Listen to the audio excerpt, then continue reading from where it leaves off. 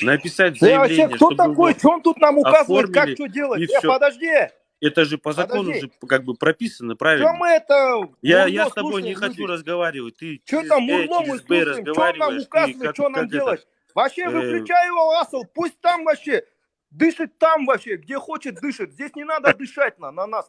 Удаляй это мурло, ничего себе сидит тут, какой-то понос какой-то несет словесный, извините меня. Удаляй его, зачем таких слушать, Такие ничего себя и не представляют, и никогда ничего не будут делать, Это просто вот те, которые кухонные, мамками воспитанные,